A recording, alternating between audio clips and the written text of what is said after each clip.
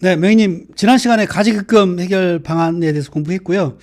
이번 시간은 상속 증여 관련된 특례 네 가지를 조금 자세하게 공부를 할 겁니다. 그래서 이 특례 적용에 대한 내용 공부하시기 전에, 자, 이게 이제 그거는 우리 특례는 상속세 리스크를 미리미리 준비할 때 적용할 수 있는 그런 제도거든요. 근데 이제 이게 제대로 됐을 때 이제 효과를 공부하는 것이지만, 이게 제대로 안 됐을 때 상속의 결과가 어떤 건지 그 리스크들을 몇 장 보고 그리고 들어가겠습니다. 자, 대한민국 상속세 최고세율이 50%입니다. 50%인데 여기 보시면 이제 할증평가. 최대 주주인 경우에 이제 할증평가를 하게 돼 있는데 이게 법이 조금 명님 바뀌었죠. 우리 중소기업은 그동안은 조특법에서 계속 할증평가 안 한다라고 유예해가지고 이렇게 하다가 지금 현재는 법으로 아예 들어왔어요. 법으로 들어와서 중소기업의 할증평가 아예 안 하고요. 중소기업이 아닌 비중소기업은 20%를 할증평가합니다.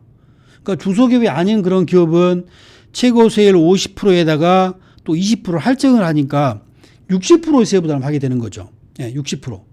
그러다 보니까 굉장히 많은 세부담이 이제 생기게 되는 거죠. 그러니까 피상속인 전체 재산에 대해서 할증평가까지 당한다고 그러면 60%의 세금을 내야 되는 부분이니까 굉장히 큰 세금을 납부하게 돼 있는 것이고요. 이 이제 거액의 세금이 준비가 되어 있지 않으면 굉장히 큰 리스크가 생긴다는 거죠. 보시면 이런 신문 이런 스크랩 자료들은 명의님 굉장히 많이 가지고 계실 것 같아요. 그래서 NX라는 회사도 요 상세스 때문에 이제 회사 주식을 매각하는, 회사 주식을 매각한다고 이제 경영권이 흔들리게 되는 이제 그런 일까지 생기는 거잖아요. 그리고 보면 여기 최근에 그 대표적인 노무바이오, 노무바이오도 1000억대 상속세가 나왔죠. 그러니까 상속세가 1000억대다 그러면 이 피상속인 재산이 2000억이라는 얘기죠. 거의 반이 세금인 거니까. 그래서 이것도 이제 갑자기 돌아가시다 보니까 이 1000억을 준비하지 못한 상태에서 그런 상속이 계시다 보니까 결국은 이 회사가 M&A 내버려 가지고 그 재산이 상속인한테 이전이 못 되는 이제 그런 결과가 생긴 그런 사례고요. 그리고 여기 보면 OECD 평균의 배에 이제 해당하는 그런 상속세를 우리나라는 이제 부담하게 돼 있다라는 얘기고, 그래서 이제 상속세가 큰 리스크가 된다라는 얘기고요. 자, 배당 잉여금으로 쌓아두기 위한 세금 폭탄, 요게 상속세를 얘기하는 거죠. 그래서 요거는 잘 알고 계시는 우리 상속세 리스크에 대한 고전이죠. 37 손톱깎이. 그래서 이것도 상속세 150억 요걸 못 내서 결국은 회사 지분을 다 매각해서 경영권이 넘어가는 그런 상황에 직면하게 되는 거죠.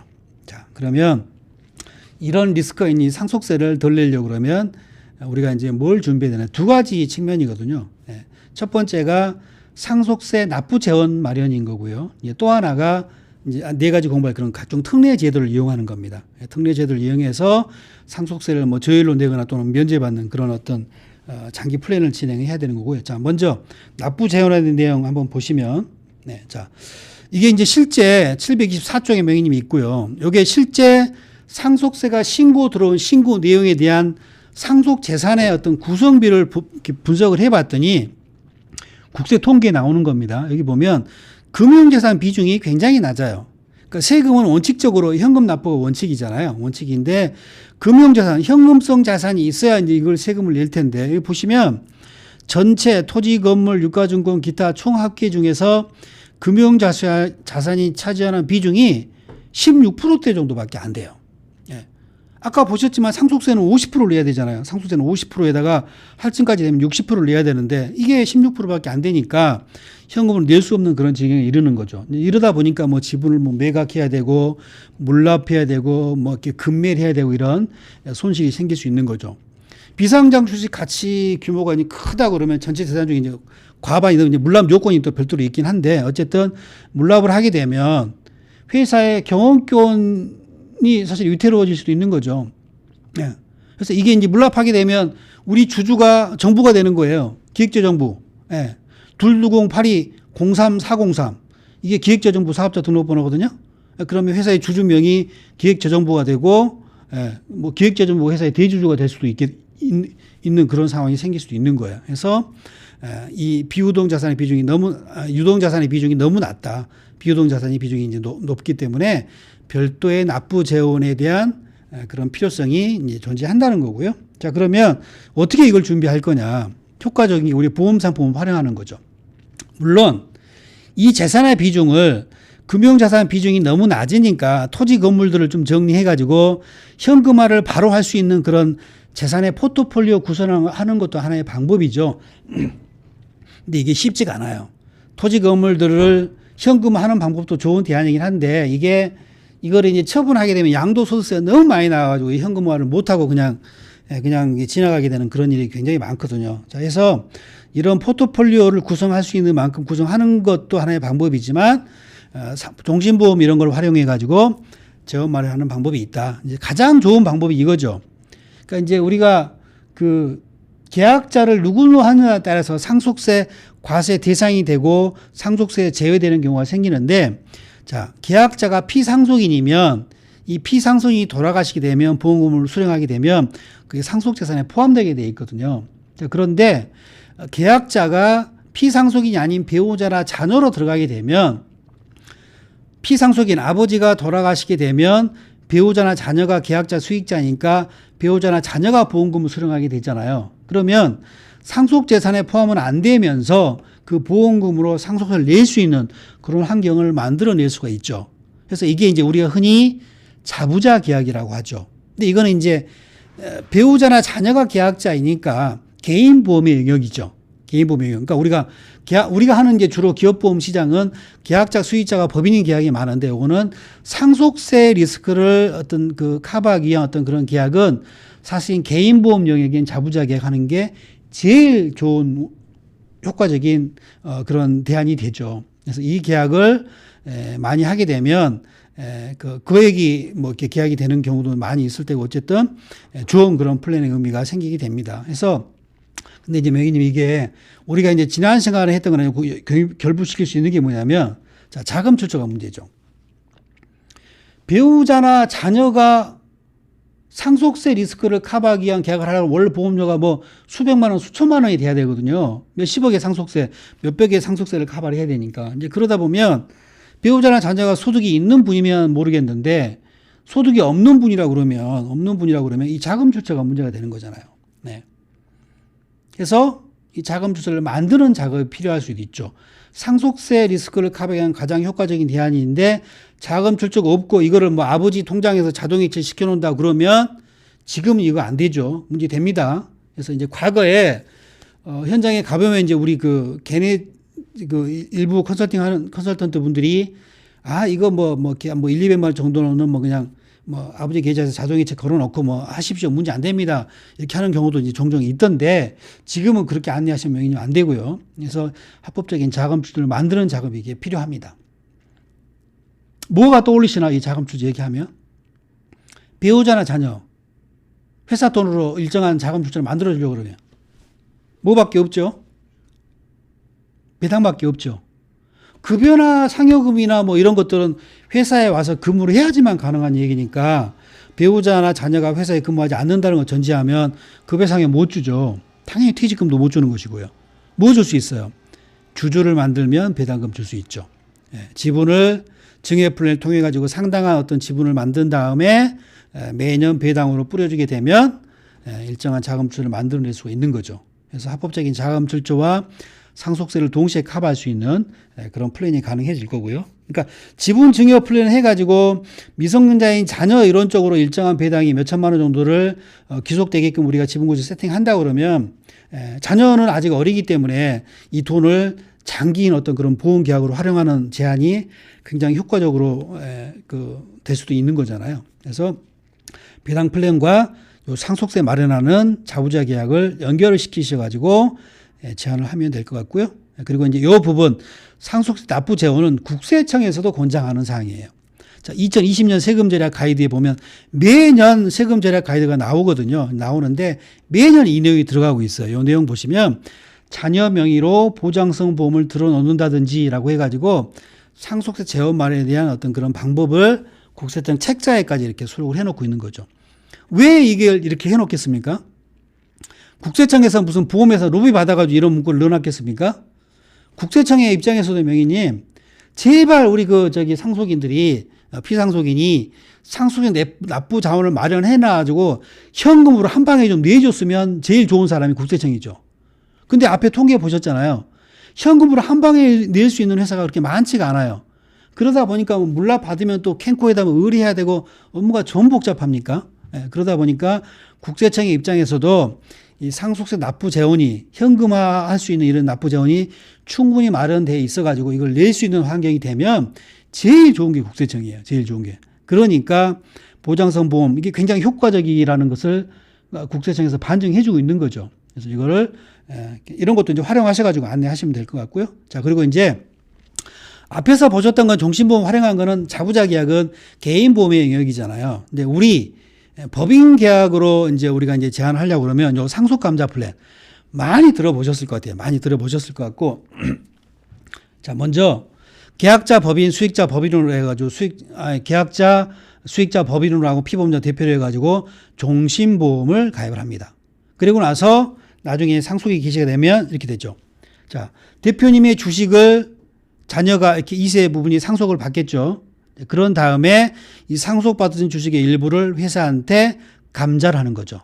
합법적으로 감자하는 거예요. 시가평가를 가지고. 그러면 상속세를 신고하게 될 때 이 상속받은 주식은 상속 당시에 시가로 평가한 금액으로 상속을 받겠죠. 그리고 거의 뭐 동시 패션으로 이루어지는 거니까 그 평가한 금액을 만큼을 회사한테 감자하면서 감자 대가를 받게 되니까 감자 대가하고 상속 취득가가 같겠죠, 거의. 그러다 보니까 의제배당은 빵원이 되겠죠. 예. 그러니까 우리가 이제 지금 하고 있는 증여이익소각과 똑같은 효과가 나오는 거예요. 이제 다만 이 부분은 합법적으로 상속을 받은 거에 대한 감자 플랜을 한 거니까 뭐 증여이익소각처럼 뭐 세무상 리스크이거나 이런 대안이 아닌 거죠. 그래서 법인 계약을 활용한 상속 감자 플랜을 제안하시면 법인 계약으로 우리가 제안할 수 있게 되는 거죠. 그러니까 두 가지 측면인 거죠. 개인보험 영역 쪽으로 이제 가려고 그러면 그 배우자나 자녀 쪽에 합법적인 자금 출처를 만든 다음에 자부자 계약을 안내를 하시면 되고, 법인 계약으로 이제 우리가 상속 감자 플랜을 한다고 그러면 요 법인 계약으로 종신보험을 가입을 하면 되겠죠. 그러니까 요거는 이제 다 섞여 있는 거죠, 명인님. 우리가 이제 퇴직금 규정을 정비하고 일정한 어떤 그런 그 재원 마련을 위해서 보장성 보험으로서는 이제 제한을 많이 드리는 거잖아요. 이럴 때 이제 종신보험으로 가입을 하게 되면 경영하는 기간 동안은 사망 시 리스크를 커버하는 것이고, 그런 일이 안 생기고 이제 은퇴할 때는 그 자금을 가지고 퇴직금으로 지급해 가지고 퇴직금 재원 마련 기능도 하는 거고, 만에 하나 정말 불의의 사고로 이제 돌아가시게 된다고 그러면 그 보험금을 이용해 가지고 상속 감자 플랜까지도 3단적으로 이렇게 보장할 수 있는 그런 플랜의 제한이 가능하게 되겠죠. 그래서 이렇게 이제 상속 재원에 대한 안내를 좀 하시면 될 것 같고요. 자, 그다음에 이제 특례 제도입니다. 벌써 지금 50분이 됐는데, 자, 보십시오. 꼭 알아야 되는 특례 제도 4가지가 있는데, 자, 장애인에 대한 증여세 과세 특례가 있고요. 창업자금 증여세 과세 특례가 있고요. 가업 승계 증여세 과세 특례가 있고요. 가업 상속 공제 특례가 있습니다.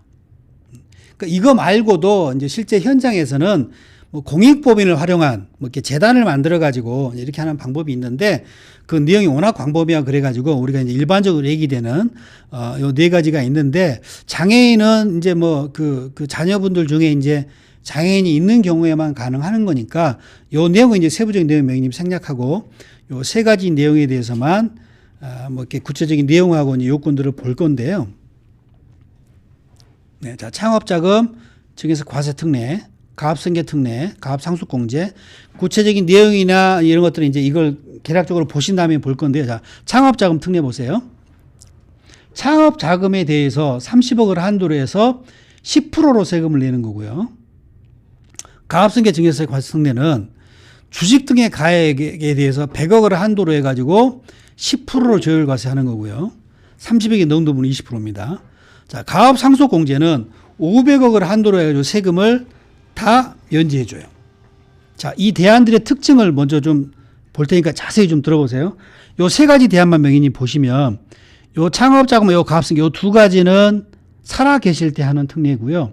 요거는 돌아가셨을 때 하는 거예요. 요거는 생전에, 요 2개는 생전에, 그리고 요거는 돌아가셨을 때 하는 거고요. 다음에 대장 재산을 보면 창업자금 특례 같은 경우에는요, 창업자금이라고 돼 있죠. 그러니까 실제로 우리 실무상 보면 현금 증여라고 보시면 돼요. 그러니까 부모가 자녀에게 현금을 줘가지고 창업을 하게 해서 신규 고용 창출 이렇게 하면 이런 혜택을 주겠다는 그런 제도고요. 자, 가압승계 특례는 주식 등이 대상입니다. 주식 등이. 그러니까 요거는 현금이 대상이고 요거는 주식이 대상인 거죠. 요거는 명의님 주식이 대상이니까 개인 사업자는 됩니까 안 됩니까? 가압승계 증여세 과세는 개인 사업자 적용 안 됩니다. 왜? 주식이니까. 개인 사업자는 주식을 발행할 수 없잖아요. 주식회사나 이런 데만 될 수 있는 거고요. 그리고 가압상속공제는요. 가압상속 재산가액을 기준으로 하죠. 재산가액. 그러니까 요거는 주식도 대상이 되는 거고 사업용 자산에 대해서도 되는 거니까 요 가압상속공제는 개인 사업자도 적용이 되게 되는 그런 약간의 그런 차이점이 있는 것인 거고요. 자, 그리고 요 두 개는요. 요 두 개는 일단은 살아있을 때 이런 특례를 적용해 주는 건데 세율 자체가 보시면 10%로 저율과세하죠. 그러니까 이거는 살아 계실 때 이런 특례를 이용하게 되면 10%만 우선 세금을 내세요. 라고 한 다음에 이거는 나중에 돌아가시게 될 때 기간 제한 없이 상속재산에 또 합쳐가지고 정산하게 돼 있어요. 10%로 저율과세하는 거고 이 부분은요. 아예 면제입니다. 가압상속공제는 500억까지 30년 이상 경영을 하게 되면 500억까지 상속세를 아예 면제를 해주는 그런 차이점이 있는 거고요. 그러니까 명의님 생각해 보세요. 우리가 일반적으로는 가압승계 특례하고 가압상속공제가 이게 서로 연결되어 있는 거거든요. 살아계실 때 가압승계 특례를 적용을 받고 돌아가실 때 가압상속공제 요건이 되면 이거를 정산하는 개념으로 이 두 개 제도가 이용되고 있어요. 이럴 때 요거는 10%로 세금을 내는 것인 거고 요거는 금액도 차이가 있죠. 요거는 500억까지 상속세를 면제하게 돼 있는 거니까 이게 혜택이 납세될 때 어떻게 굉장히 커요. 여기 굉장히 크죠. 굉장히 크다 보니까 이런 요건이라든가 사후관리 요건 이런 것들이 가압승계 특례보다는 가압상속공제가 굉장히 엄격하겠죠. 생각해 보세요. 국세청 입장에서 보면 500억을 면제해 줬는데 이런 요건이라든가 이런 사후관리가 굉장히 엄격할 거 아니에요. 그런 차이점이 또 있게 되고요. 그리고 또 하나가 이게 살아있을 때 하는 건데 가압승계 특례하고 창업자금 과세 특례는요. 중복해서 적용해 줄 수가 없어요. 그러니까 한 사람이 가압승계 특례를 적용받고 좀 있다가 현금 받아가지고 따로 사업 이렇게 해가지고 10% 저율과세 요거 안 됩니다. 요거 안 돼요. 중복 적용이 안 돼요. 그러니까 아들은 가압승계 특례를 적용받고 딸은 요 창업자금 특례를 적용받는 건 돼요.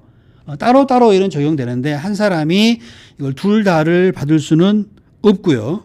그리고 요 두 개는 이제 정산 방식이라는 겁니다. 이런 미묘한 차이점들이 있어요. 굉장히 복잡하죠. 굉장히 복잡합니다. 근데 어쨌든 이제 이런 큰 줄기에서 이 내용을 이해하시고 이제 개별적인 요건을 쭉 리뷰를 할게요. 그러니까 요건들은 지금 명희님 제가 자세히 설명드린다 한들 이게 뭐 여러 번 보지 않으면 다 잊어버리는 거니까 주요한 포인트만 쭉 짚고 그렇게 넘어가겠습니다. 그래서 500억을 한도하는데 이제 그 경영하는 기간 동안 이렇게 차이가 있습니다. 10년 이상 하면 200억 공제해주고 20년 이상 하면 300억 해주고 30년 이상 경영한 그런 가입은 500억까지 상속세를 면제해 주는 거죠. 이게 가압상속공제죠. 혜택은 이게 제일 크죠. 제일 큰데 요건이 까다롭죠. 요건이. 자, 개별적인 내용 쭉 한번 볼게요. 자, 창업자금 볼게요. 자, 30억을 한도로 해가지고 10% 5억 공제한 다음에 10%로 저율과세하고 나중에 상속세 합치는 거죠. 자, 10명 이상 신규 고용하는 창업은 50억까지 해줍니다. 50억까지 해주고. 자, 요건 볼게요.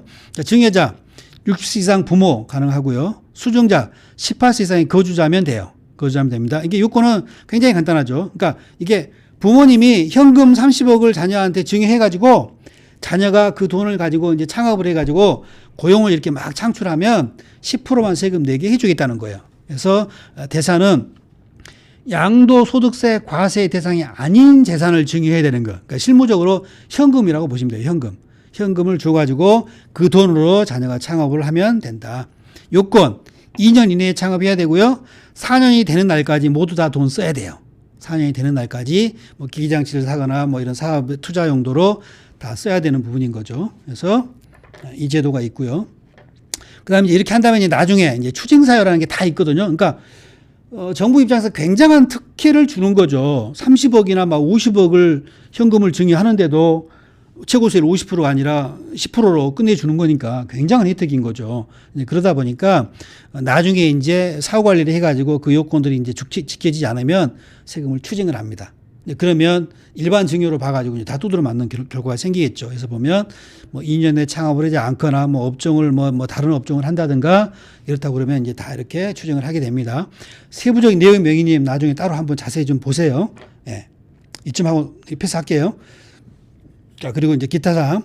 기간과 관계없이 상속재산이 합치게 됩니다. 그러니까 지금 증여할 때는 10%로 저율과세 하지만 나중에 이제 부모님이 돌아가시게 되면 예를 들면 30억을 증여했잖아요. 그러면 나중에 돌아가실 때 우리 증여는 일반 증여는 10년이 지나게 되면 나중에 합산하지 않잖아요. 근데 이제 이 특례는 무조건 상속재산에 합치게 돼 있어요. 기간에 상관없이.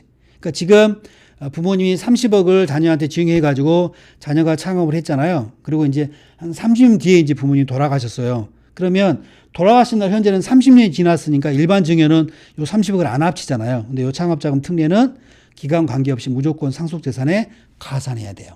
예, 가산해야 됩니다. 그 대신 30억을 가산해요. 30년 동안 이 자녀가 30억을 받아가지고 이걸 잘 굴려가지고 뭐 300억이 됐다 하더라도 300억을 합치는 게 아니고 처음에 증여했던 30억을 합치게 되는 거죠. 그러니까 이제 사실은 가산되는 효과가 있긴 하지만 그 돌아가시는 기간 동안 자녀가 이 자금을 활용해가지고 재산을 굉장히 많이 불릴 수 있다 그러면 굉장히 큰 어떤 사전증여 어떤 효과가 생기는 거죠. 어쨌든 기간 관계없이 가산합니다. 가산하고 가압승계 특례랑 중복해서 안 됩니다. 한 사람에 받는 거 안 되고요. 자, 그다음에 이제 통계 한번 볼게요. 창업자금 특례는 연간 보면 19년 같은 경우에 19건이 이용이 됐네요. 그러니까 요 창업자금 특례는 명의님 우리 그 기업의 대표님들이 모르는 대표님들이 굉장히 많아요. 가압승계 특례 이 부분은 다 알고 있어요. 대부분 뭐 하도 많이 들으셔가지고 알고 있는데 요 창업자금 특례가 있는 경우는 이제 모르는 경우가 굉장히 많이 있어요. 그래서 이럴 때 사전에 할 수 있는 거는 요 창업자금 특례하고 가압승계 특례 이 두 가지가 있는 거잖아요. 그래서 이 부분은 우리가 이제 상속 플랜 장기적인 관점에서 상속 플랜 들어갈 때 대부분 이 가압승계는 대표님들이 아들한테 하려고 그런 경우가 많죠. 그러니까 아들한테 가압승계를 하려고 그런 경우가 많아요. 이제 그러면 요새는 뭐 유류분 소송 이런 게 굉장히 많이 일어나잖아요. 딸이 있다. 그러면 예를 들면 뭐 오빠가 아들이라 그러면 아빠 재산 중에 가업, 이게 제일 재산 가치가 되는 게 가업인데 요거는 오빠 다 줘버리고 그리고 나는 뭐냐 이런 경우가 생길 수 있잖아요. 그런데 그런 유류분 이런 거를 고려한다고 그러면 부모님이 당신이 경영하는 기업은 뭐 아들한테 준다고 그러면 요건 아들한테 이용을 하고 따님에 대한 어떤 그런 거 상속세 리스크 뭐 유류분 소송 이런 리스크는 당신 재산의 일부를 현금화해 가지고 딸한테 창업 자금을 증여해 가지고 창업을 하게 하는 그런 상속에 대한 그 어떤 유류분 리스크를 요 두 개의 특례를 이용해 가지고 안분해서 이제 수행하는 그런 것도 하나의 합법이 될 수 있거든요. 그래서 요 부분은 대표님들이 모르는 경우가 많이 있기 때문에 그런 유류분의 어떤 그런 고려를 통한 아들, 딸의 어떤 그런 특례를 뭐 한 자녀는 요걸 이용한다든가 뭐 다른 자녀는 뭐 이걸 이용해 가지고 사전증여를 할 수 있는 그런 제안을 하면 어떨까 싶고요. 자, 그 다음에 가압승계 특례하고 이제 가압상속공제가 남았는데 이 증여자 요건하고 수증자 요건만 따로 비교해서 이제 한번 잠깐 볼게요. 이 증여자 요건, 이게 이제 돌아가신 분의 요건이거든요. 돌아가신 분이 이 요건이 충족이 돼야지만 이 특례가 적용이 되는 건데 두 개가 비슷해요, 명의님. 비슷합니다. 그러니까 살아있을 때 이거를 적용을 했다가 나중에 돌아가실 때 가압상속 요건이 충족이 되면 역시 합쳐지더라도 어차피 가압상속 500억까지 면제가 되니까 전체를 다 면제를 받을 수 있는 그런 상황이 생기는 거죠. 자, 두 개가 비슷합니다. 자, 첫 번째 물려주시는 분의 요건 보면 10년 이상 계속 경영한 60세 이상의 부모.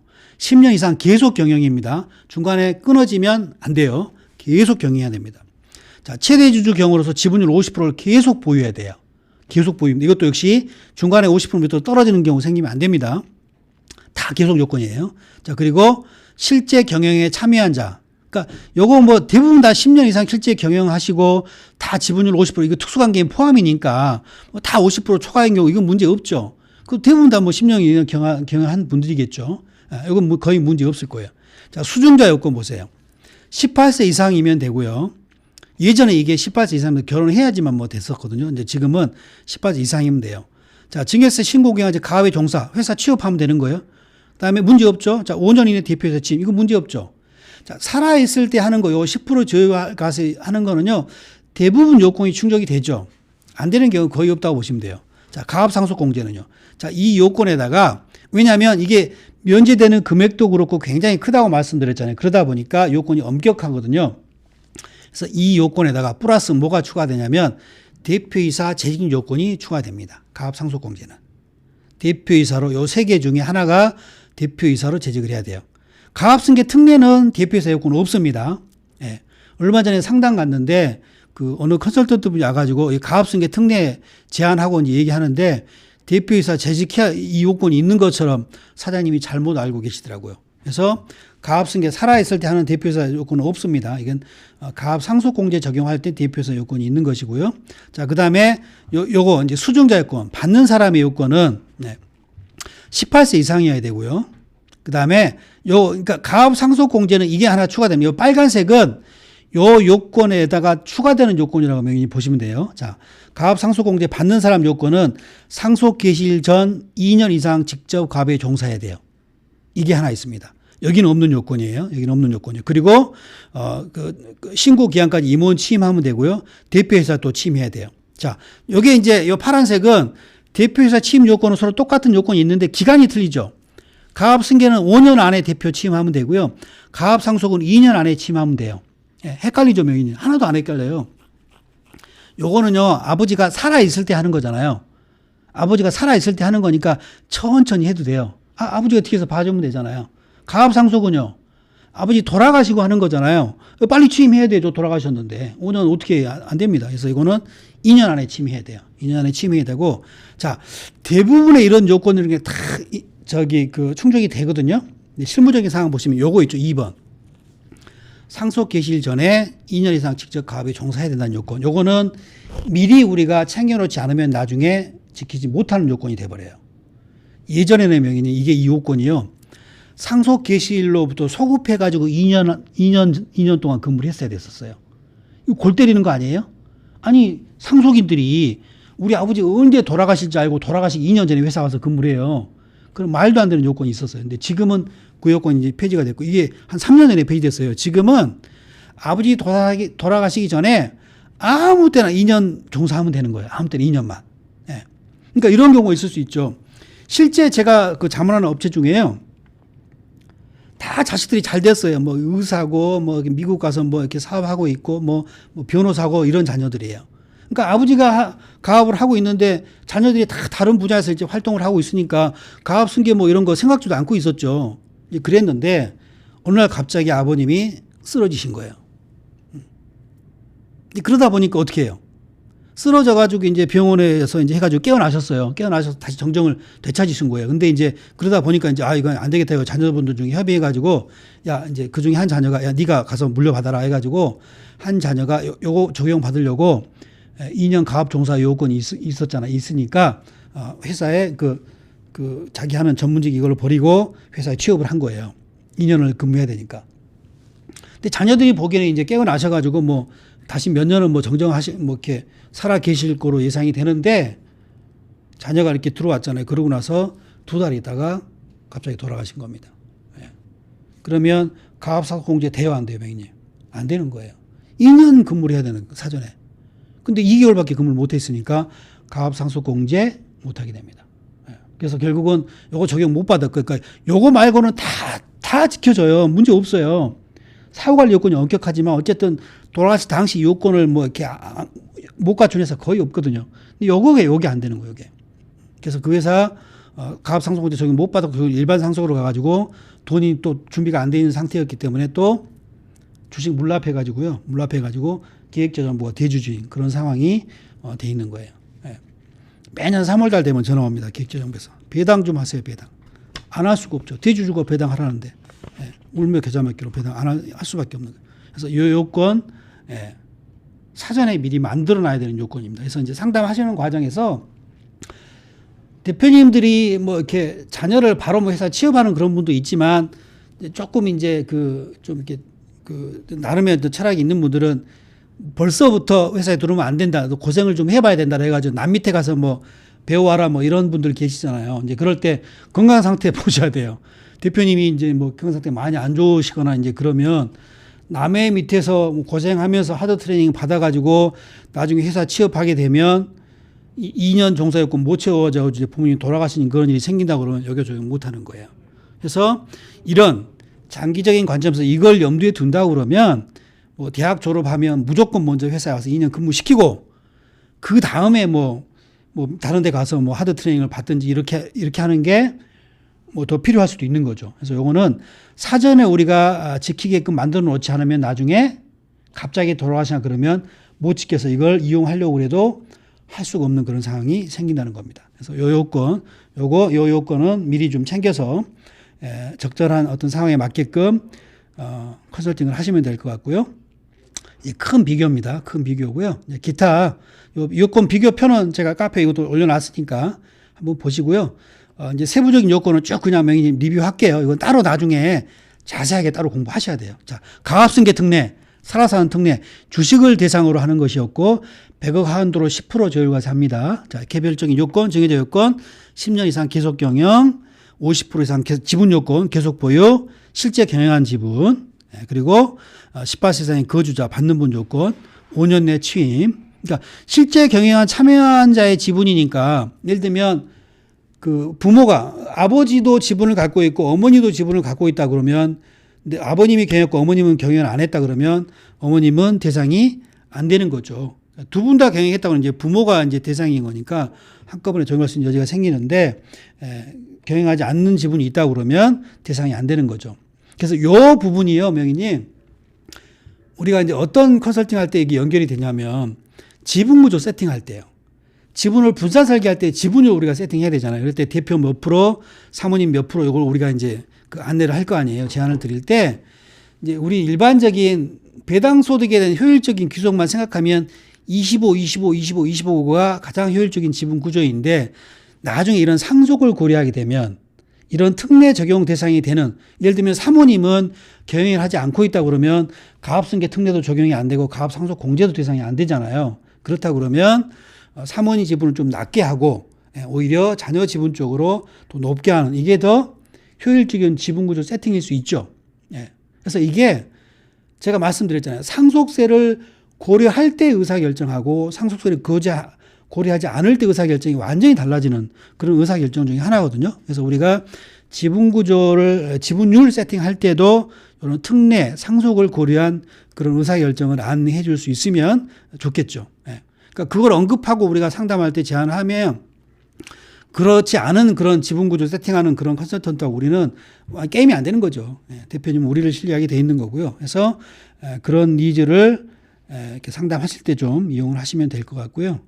그리고 사후관리 추징사유 이제 세부적으로 이건 나중에 따로 보셔야 됩니다. 업종 그러니까 이렇게 가압승계 특례를 적용받으면 압박하던 업종을 변경하면 안 돼요. 같은 업종을 해야 되고 중분류 내에서만 변경 가능하죠. 그러니까 예를 들면 이런 거죠. 그 우리 이제 표준산업 분류 보면 대중소 이렇게 돼 있잖아요. 대분류가 예를 들면 제조업이다. 그럼 중분류가 여러 가지 있죠. 예를 들면 통신장비 제조다. 그러면 이 통신장비 중에도 이제 세분류 보면 여러 가지가 있겠죠. 뭐 예를 들면 뭐라 할까요? 뭐 휴대폰도 있고 뭐 다른 음향 장비도 있고 뭐 여러 가지가 있을 거 아니야. 뭐 이렇게 통신 장비라 그러면 그 안에서 변경하는 건 되는데 통신 장비 제조를 하다가 무슨 뭐 다른 화학약품 제조로 간다든가 뭐 다른 바이오 약품 제조로 간다. 이건 안 되게 되는 거예요. 그래서 이게 현재 좀 제한, 이것도 중분류 내, 예전에는 세분류 내에서만 움직이는 건 가능했거든요. 지금은 중분류 내에서 허용되는 걸로 이제 법이 바뀌긴 했습니다만 여전히 그런 제한이 있죠. 그러니까 이게 이럴 수 있잖아요. 그러니까 압박하는 건 통신장비 제조업을 하고 있는데 자제분이 뭐 이렇게 학교에서 공부를 하거나 특화된 건 뭐 바이오 의약품 쪽 뭐 전공이다 그러면 압박하는 업을 못 하게 되는 거죠. 그래서 그런 단점은 생기는군요. 그럴 때는 어쩔 수 없죠. 압박하는 업종으로 가압승계를 받고 뭐 거기서 배당을 받거나 뭐 이런 어떤 자금을 만든 다음에 나중에 뭐 자기가 원하는 뭐 바이오를 뭐 새로이 뭐 별도 법인으로 창업을 한다든가 이런 액션으로 가야 되겠죠. 자, 받으면 주식 처분도 안 됩니다. 그래서 이게 이 요건이 위배가 되면 7년 동안 이걸 사후 관리를 하게 되는데 7년 동안 이런 변경이 있거나 주식을 처분하게 되거나 이러면 추징을 하게 돼 있고요. 자, 기관 관계없이 상속세나 명의는 가산되고요. 그다음에 증여받은 요 가압승계 특례를 받은 후에 나중에 이제 부모님 돌아가시게 되면 가압 상속공제 요건이 또 이제 별도로 있잖아요. 이제 그게 충족이 되면 가압 상속공제를 적용해가지고 다 면제를 받을 수 있고요. 자, 자영업자금이랑 중복해서 안 된다고 말씀드렸죠. 안 되고요. 자, 이렇게 통계 보면 가압 승계 특례는 이제 조금 많네요. 19년 같은 경우 113건이 가압 승계 특례를 적용해가지고 이제 그 중에서 신고를 했고요. 자, 그 다음에 가압상속공제입니다, 선생님. 자, 가압상속공제는 500억을 한도로 합니다. 자, 상속재산, 가압상속재산가액의 100%를 다 면제해 주는 거죠. 경영기간 10년 이상일 때 200억 한도, 20년 이상일 때 300억 한도, 3년 이상 경영했으면 500억을 한도로 해서 상속세를 전액 면제해 줍니다. 면제해 주고요. 자, 요게 이제 최근에 개정된 번거죠. 회계부정, 조세포탈 이거 하게 되면 요거 면제 배제합니다. 자, 피상속인, 상속인 다 적용됩니다. 그러니까 피상속인은 이 내용 보시면요. 여기 있죠. 상속 개시일 전 10년 이내, 요거는 피상속인이 경영했을 거 아니에요. 그러니까 아버지가 돌아가신 날부터 그 10년 이내에 이런 회계 부정이나 조세 포탈하게 되면 요거 적용 안 해주고요. 그다음에 자녀가 물려받고 개시일로부터 7년 이내, 그러니까 자녀가 물려받고 또 7년 이내에 이런 회계 부정이나 조세 포탈하면 요거 다 추징합니다. 굉장히 무서운 거죠. 그러니까 이게 뭐 분식 회계를 한다든가 무슨 뭐 가짜 경비 처리해가지고 뭐 이렇게 조세 포탈 한다 그러면 이거 나중에 엄청난 리스크를 안게 되는 거죠. 그래서 우리가 가압상속공제 특례를 적용할 때 진단할 때 요거를 이제 굉장히 심도 있게 분석해 봐야 돼요. 예. 막말로 아버지가 10년 이내에 이렇게 해가지고 가압상속공제 적용을 했는데 뭐 조사 나와가지고 뭐 개시 뭐 한 뭐 5년 전 뭐 6년 전에 뭐 거액에 탈세를 해가지고 나중에 조사 표달보험으로 뭐 하게 됐다거나 이렇게 되면 다 추징되는 거잖아요. 그래서 굉장히 큰 리스크를 우리 사실 기업이 안고 있는 거죠. 그래서 원칙적인 합법적인 그런 어떤 플랜만 진행을 하셔야 되는 거고요. 자, 요건 보시면 피상속인 요건 아까 보셨죠. 자, 상속개시 현재 10년 이상 계속 경영해야 되고요. 그러니까 요 가압상속공제 요건은 명의님 상속 개시를 현재 10년 이상 계속 경영을 해야 되니까 이걸 해석해 보면요. 돌아가신 날까지 회사에 근무를 하셔야 된다는 해석이 나오거든요. 예. 그러니까 퇴직하면 돼요, 안 돼요? 가압상속공제를 적용하려면 퇴직하시면 안 돼요. 예. 퇴직은 돌아가신 다음에 받게 되는 거예요. 이런 차이점이 있죠. 그래서 계속 근무를 하셔야 된다는 거고요. 그리고 이건 이제 대표이사 재직 요건이 있는 것이고요. 그다음에 상속인 요건 18세 이상 2년 이상 직접 가압에 종사, 이거 미리 만들어야 되는 요건이었죠. 미리 만드셔야 되고, 그 다음에 신고 기한까지 임원 취임하고, 그 다음에 2년 이내 대표이사 취임. 아까 이제 가압승계 특례는 5년 이내에만 대표이사 취임하면 되는 거고, 가압상속공제는 2년 이내에 대표이사에 취임하면 되는 거죠. 네.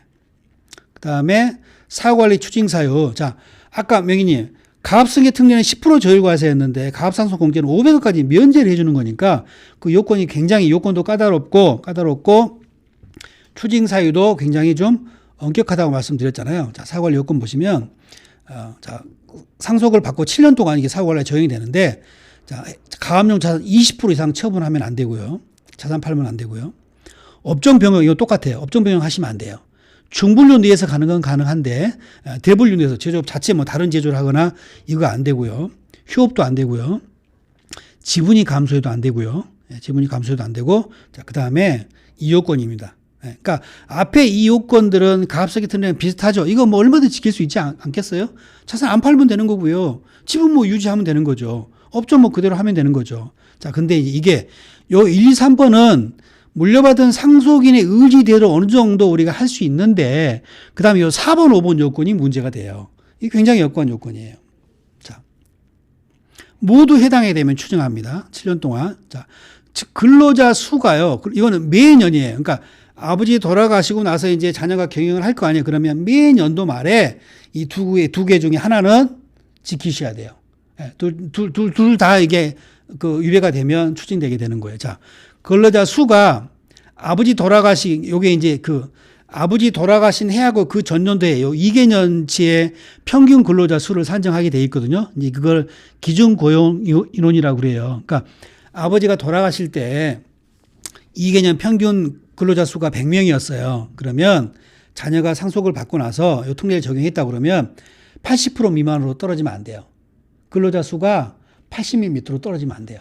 직원 자르지 말라는 얘기예요. 이게 고용 유지 요건이에요. 물려받았으면 그대로 유지해라.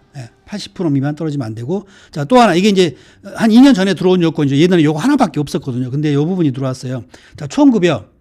우리가 회사가 어려워져가지고 뭐 한 그 20% 정도를 구조조정을 했는데, 급여가 또 안 줄면, 그러니까 요 둘 중에 하나만 지키면 추징되지는 않아요. 그래서 총급여가 아버지 돌아가실 때 그 평균 급여보다 80% 밑으로 떨어지지 않으면 돼요. 그러니까 둘 다가 위배가 되면 추징되는 것인 거고요.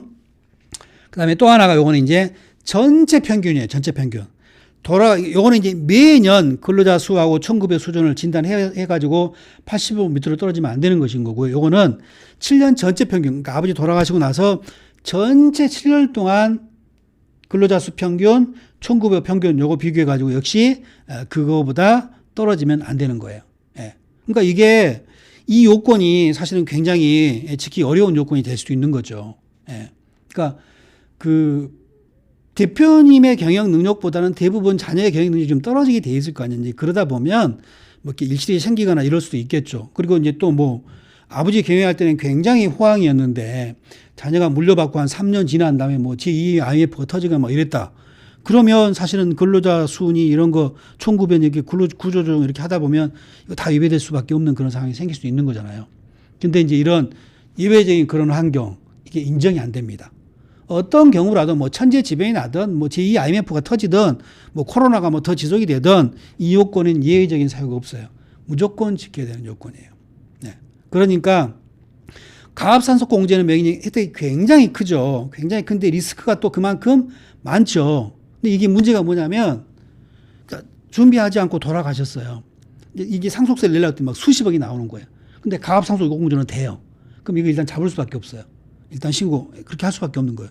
그리고 이제 이걸 못 지키면 토내게 되는데 어쨌든 상속 당시가 되면 이거를 잡을 수밖에 없는 그런 상황이 생길 수 있는 거예요. 그러니까 사실은 우리가 이제 장기적인 관점에서 이 플랜을 우리가 진행한다 그러면 사전에 정비 작업해야 돼요. 사전에. 요 요건들. 이건 미리 좀 단도리 해놓지 않으면 지키기 어려운 거잖아요. 그러니까 예전에 우리 조선시대 그 태종이 세종이 왕위를 물려받을 때 세종이 즉위하고 나서 어떤 그 성군이 됐을 수 있는 이유가 뭐냐면 태종이 그 반대 세력이 될 만한 사람들 다 죽이고 돌아가셨잖아요. 그런 것처럼 아버지가 이 요건들을 지킬 수 있게 악역을 하고 돌아가셔야 돼요. 근로자 수도 최대한 줄여놓고 급여도 최대한 낮춰놓고 그러고 돌아가셔서 자식이 물려받고 올리는 상황이 생길 수 있는 그런 구조를 만들어 놓고 돌아가셔야 되는 그런 상황이 화법이 될 수도 있겠죠. 그런 실제로 그렇게 하거든요. 그리고 매년 요거 관리해야 되는 거예요. 조금 수가 늘어났다 그러면 예를 들면 뭐 연봉이 높은 사람을 하나 잘랐다 그러면 연봉이 낮은 사람 뭐 2명을 뽑든가 이거를 매년 관리가 해야 되는 거죠. 그래서 이제 이게 어느 정도 관리로 이게 이제 그 가능한 상황이 있을 수도 있고 아무리 관리하더라도 이걸 지킬 수 없는 상황이 올 수도 있는 거잖아요. 이제 그럴 때는 면제받은 상속세를 다 추징해야 되는 그런 심각한 리스크가 생길 수도 있고요. 자, 명인님 하나 팁이 또 하나 제가 아까 깜빡했는데 자, 여기 이제 보시면 여기 표시가 안 돼 있는데 요게 이제 가압상속 공제가 500억까지 이거는 면제를 해주는 거잖아요. 이제 그럼 우리가 상담하는 과정에서 대표님 상속세 리스크가 크고 하기 때문에 이런 증여 플랜도 해야 되지만 그 납부 재원을 이런 뭐 상속 감자나 이런 플랜을 위해서 종신보험을 활용하는 게 굉장히 효과적입니다라고 제안을 했는데 대표가 이런 얘기 할 수 있죠. 가압 상속 공제 하게 되면 500억까지 상속세가 면제가 되는데 뭐 굳이 그 재원만은 이게 필요하냐? 그럼 뭐 보험 필요 없다. 이런 얘기가 나올 수 있잖아요.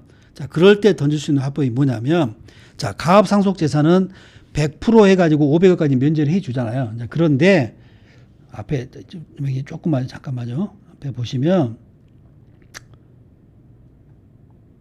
여기도 안 나와 있네. 이게 교재는 있죠. 여기 보시면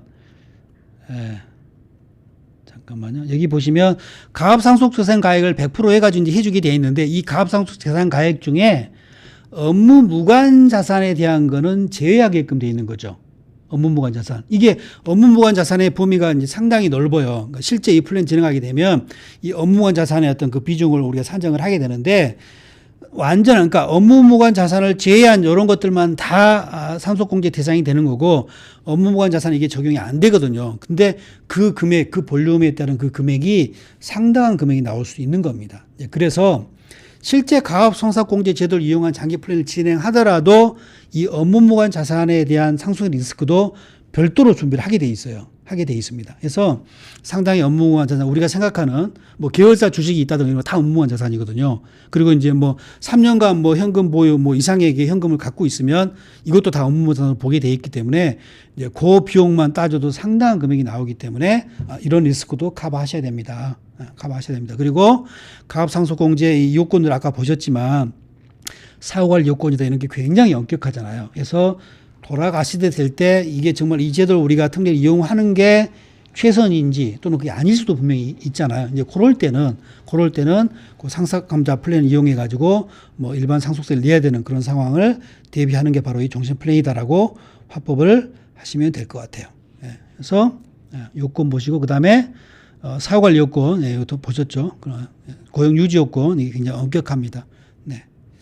자, 그리고 이제 통계 보시면 이제 가압상속공제는 75건 정도가 되죠.